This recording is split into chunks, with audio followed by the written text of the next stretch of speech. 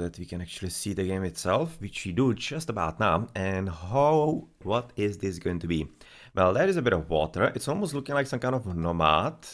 Oh no, it's gonna be islands. Okay, so I'm really thinking this is gonna be home map of CZs, because they really do like the civilizations. And overall, the game plan on water maps, definitely interesting civilizations right off the bat. It's gonna be Huns, Japanese, Vikings, which is usual. But since it's a 4v4, there's gonna be a fourth civilization, and it's gonna be British.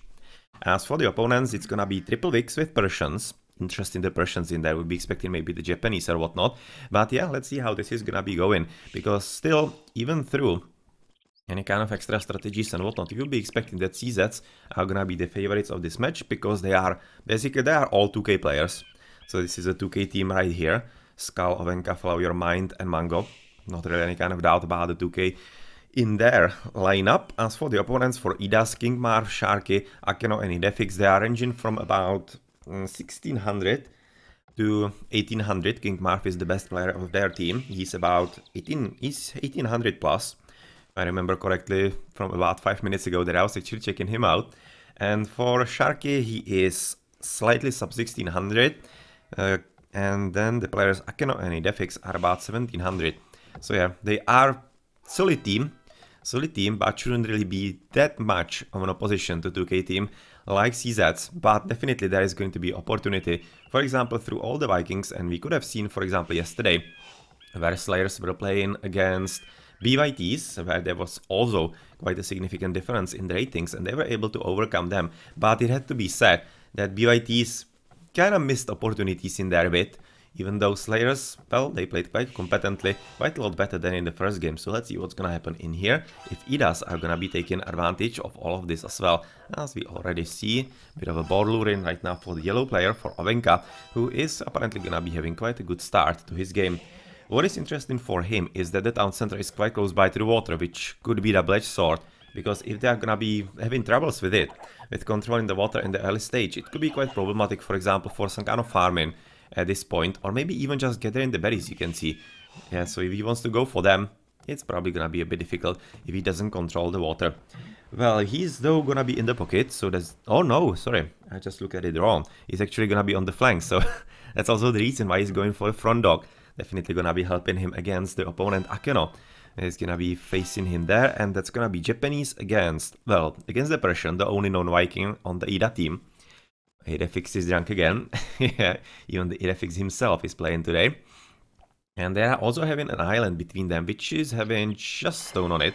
Well, just. Actually, the stone is gonna be, or rather can be quite useful in the later game. Not really for the castles, but if you run out of gold, then it's quite useful to actually be having some mine stone, because it can be giving you plenty of gold indeed. And for example, on the islands yesterday, we have seen a stage of the map where everybody just ran out of gold, and they had to sell all the extra resources they were actually gathering, like the stone, exactly like the food from the farms and whatnot. So it was quite an interesting ending that almost went for BYTs. But Slayers, they did save it at the very end, because it almost looked like they're gonna be kind of gold starved. But, well, they didn't in the end. At any rate, looking around, we are, for example, checking Orange's Island. That's King Marv. He's going to be in the pocket position. God damn it, I'm totally blind. I'm just right now looking at the minimap and saying that he's in the pocket when he's actually in the flank. So, no, he's the flank. And he's having quite a good position of the gold in here. And because this is definitely not in range or of anything, maybe in later Imperial Age, this could be a problem, because this is gonna be definitely passable for both, so they could be getting into this little pond. And from here, they could be shooting quite far away, maybe even behind the relic in there, so slightly annoying, potentially, to the gold gatherers in there. But of course, this gold mine is absolutely safe, and that's exactly what you want. And he's going to be having what island between him and his opponent? That is going to be Follow Your Mind, who is already having a front dog as well, as the only Viking, of course. On CZ team definitely makes plenty of sense. There is gonna be plenty of gold for them. So yep, who controls the water is quite probably gonna be having control of this important island for the later game. And there seems to be, well, no shortage of islands with gold actually. Another island with gold between them, with some wood on it as well. And then, wow, this is a strange one. This is definitely a very strange island. Apparently they are having some kind of lag in there, but this one in the middle, literally in the middle of the map, this is almost like some kind of mini migration. having stone, gold, and really such a weird shape, because if you control it from about here, from and basically IIDA's position, they could be quite easily going all the way across the map through this state into the other side, place a castle in here, and basically be annoying to opponents, and basically the same way around as well. Yeah, CZs could be just controlling the island from this position and go all the way into the enemy side. This is really unusual. I don't really remember seeing any kind of island like this on islands before. This is weird. And this is the NC variant. No, this is actually normal island, so it kind of makes sense, because on the NC variant I wouldn't be expecting any kind of weird shapes. But other than that, seems to be that the map is actually kind of okay. All the corners and all the places where you could be expecting fishies are having fishies. Not any kind of shortage of them on any corner or whatnot. But it really seems like the CZs are quite confident in their gameplay, and placing the docks in the front, pretty much all of them. You can see even Mango right now setting all the docks into the front, so is also Skull, and literally everybody of them. But how's it looking, for example, for the opponents, as we are slowly advancing into feudal ages? Who is in the front is gonna be Akeno, quite curious, but he is a flank, but also the only non-Viking, so maybe there could have been some kind of cooperation, especially with Sharky. But Sharky right now, interesting placement of the docks, to be honest. Would have been expecting maybe a bit more to the bottom, but he probably didn't know that the shape of the island of the green player is not really helping him all that much. You can see that basically he probably didn't expect that it's gonna be extending all the way into the middle of the map. That's definitely not helping at all. But of course, on the other hand, it's gonna be a good island for the late game. Place a market here, and you are having very long island for a very good trade route, so it could be quite a good one if the game goes like 1 hour plus. Let's see. Front dock in the meantime for Idefix, and for, of course, the last player for King Marv, who's also in the front, but unfortunately for him, he's already under attack, as he's advancing a bit later than his opponents, apparently, and that means that Follow Your Mind is gonna be attempting to control him, and since this is a Viking against a Viking, you should be really expecting that the faster advance will be going a long, very long way towards CZ's advantage. Well, otherwise though, is there any kind of attack yet? Well, there seems to be a bit of a mingling of purple and red. Yeah, they're just having 2 and 2, so not really anything all that major, as there were some kind of nice shots actually handed out by Skull, who was a bit more paying a bit more attention than Idefix. So it seems like that he should be having a good game against him. Whereas on the right hand side, Yellow is also having upper hand against Akeno and also Sharky in there. But so far we don't really see all that many boats from the green player, and it's almost looking like that he might be waiting a bit longer to eject all the boats that he's gonna be having here. He's already having 2 in there, 2 in there. So that's gonna be waiting for the 2 extras, so that he's having about 6 versus 4, which is going to be 5, but well, still could be quite enough. Quite enough, especially with the help that he's gonna be receiving from his teammate Sharky, who is already prowling the waters and hoping to find something at the back. But yeah, there is no back. There is no back to actually see that play. They are all in the front. So if you're gonna be scouting at the back, you're just gonna be unfortunately wasting the time, which is gonna be working towards, of course, CZ's advantage. Already a bit of raiding on the shoreline. Exactly what we were talking about with Ovenka, that he could be having trouble with that. It's going to be the other way around, as it seems like the map has spawned quite fairly for all the players, and CZs are gonna be controlling the shoreline in there as well.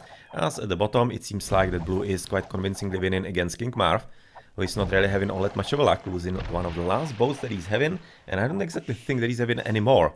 Oh yeah, he isn't.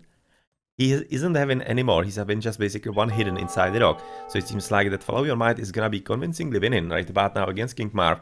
Even right now shooting exactly in here. Is he gonna be noticing? Yes, he is paying attention. Nice to see in here. As of course, in the middle there's gonna be apparently a bit more battle, as Idefix is gonna be having a fight with Skull. And looking how they are fighting right next to a red player, who so far hasn't lost any kind of significant amount of boats. It's looking quite promising.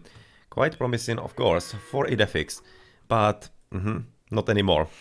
Not really anymore, as Follow Your Mind, since he didn't have to fight King Marv anymore, he's going to be switching to the top side and into the middle.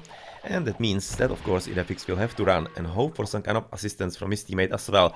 But that's gonna be kinda hard to come by, looking how Mango is scouting and raiding a bit into the red player, but much more importantly, since Sharky, who should be potentially helping into the middle to his teammate Idefix, is definitely not ready for anything like that. He's having all the boats basically engaged with Ovenka, who is also engaging into Akeno, and this 2 versus 1 doesn't seem to be really going Ida's way, as apparently as apparently it's not really that promising in there. Ah, sorry, moving somewhere where I shouldn't. And well, even those idols could be definitely helping in the battle. But so far, Ovenka doing a pretty good job in the battle. Otherwise, of course, these boats, we have seen them a bit before, and I already mentioned this is basically a waste going around the islands, but unfortunately they haven't really scouted properly, so they don't really know that they should be coming, or rather sending everything into the battlefield, because yes, CZs are all into the middle, and they're having absolutely nothing in the back. They're not even thinking about some kind of fast castle or whatnot. They're just basically fighting in the feudal age with all the galleys they can produce, and it seems to be working very well for them, especially considering that Skull is just now gonna be advancing into castle age as the very first player, and with very good economy. You can see 38 economy, 38 villages for him, 37, 35, 34 for other CZs, and for the opponents it's 32, 35, 30 and 31, so the economy already slightly better for CZs, but slightly. Well, on islands, even a slight advantage is a big advantage actually, because it's basically just about sheer numbers, and so far in those, he does seem to be definitely losing. Yep, the pick of Persians against Japanese is definitely kinda strange. Not exactly certain what was the idea behind that. If it was migration, it would be making kind of sense, because of course Persians are pretty good for that. But not on normal islands. Yeah, the Japanese should be really better. They really should be. But anyway, it didn't happen. You can see that Blue is basically just now controlling all the docks. And apparently Orange is not gonna be even coming back on the water. And unfortunately, with how the game is actually looking, he might be wanting to switch into some kind of slinging if he wants to help his teammates, but so far he doesn't even have a market. So he seems to be really continuing, so potentially pushing for some castle age. Not entirely certain to rejoin the battle a bit later, but of course, in the meantime, it's gonna be meaning that CZs can move anywhere they want. Flavion might next to advancing through castle age, and that of course means they're gonna be controlling everything and everybody everywhere. So yeah, you can basically claim that the waters are gonna be CZs, and how's it looking with Ovenka? Well, where is actually Ovenka's army? Ah, here in the middle. I was kinda looking where it is, if somehow he has lost it, which seemed quite improbable. Quite improbable indeed. Apparently Mango is gonna be having to deal with Akeno and a few boats from Sharky as well. But otherwise, of course, Yellow is advancing onto the pocket player. And yeah, it's gonna be called a GG, because the water dominance in feudal age seems to be quite complete. Quite complete indeed. And once, of course, the castle ages are hitting, and basically IIDAs are looking at no advance anytime soon. Yeah, it doesn't really make much sense to advance in the game any further on a map like Islands. So nicely played. Nicely played. And hey, Appa King, just on the right time for the game scene here, as the islands weren't really that long, but we're gonna be waiting for the second home map that is probably gonna be for IIDAs. And if I had to guess, it could be either Nomad or Arena. Not entirely certain.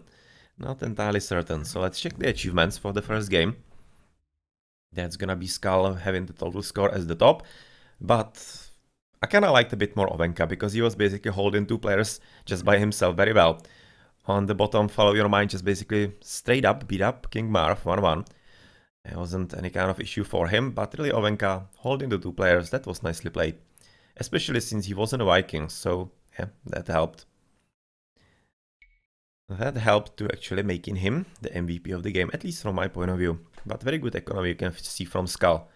Very good echo indeed. But I think he was actually the Japanese, right? Oh no, he was actually Han. Interesting. And Ovenka was the Japanese. Well, good. Good job. Good job indeed. GG.